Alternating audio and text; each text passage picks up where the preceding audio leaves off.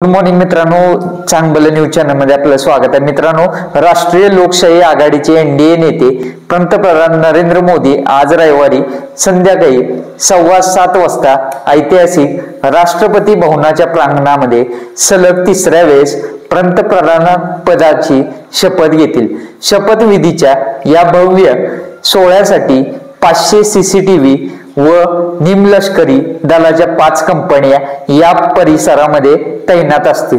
राष्ट्रपती भवनाच्या या प्रांगणात सन 2014 आणि सन 2019 मध्ये मोदी यांनी पंतप्रधान पदाची शपथ घेतली होती।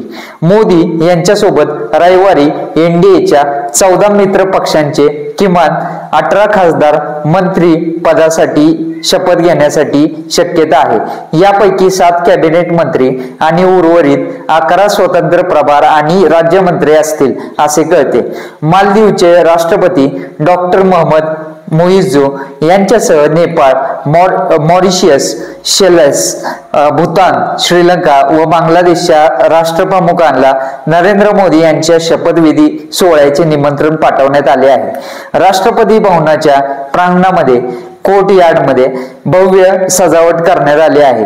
मोदी व अन्य मंत्री शपथ घेतील। त्यांच्यासाठी या प्रांगणामध्ये एक खास व्यासपीठ तयार करण्यात आलेले आहे। पाहुण्यांच्या स्वागतासाठी पुढच्या भागात लाल गालीच्या रेड कार्पेट अंथरण्यात आलेले आहे।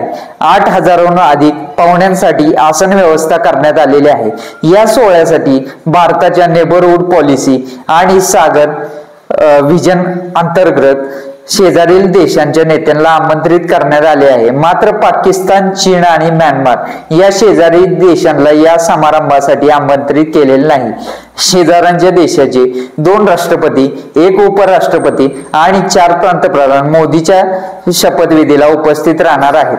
पंतप्रधान कार्यालयाच्या निवेदनानुसार श्रीलंकेचे अध्यक्ष रणिल विक्रमसिंघे, डॉक्टर मोइझो, शेलसचे उपाध्यक्ष अहमद आसिफ, बांगलादेशचे पंतप्रधान शेख हसीना, मॉरिशसचे पंतप्रधान प्रविंद्र कुमार जगन्नाथ, नेपाळचे पंतप्रधान पुष्पकमल दहल प्रचंड आणि भूतानचे पंतप्रधान शेरिंग तोबगे यांनी भारताचे निमंत्रण स्वीकारले आहे।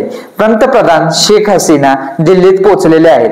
आपल्याला काय वाटतं, या मोदींच्या शपथविधी वेळेस काही मेन मुद्दे हायलाइट केले जातील?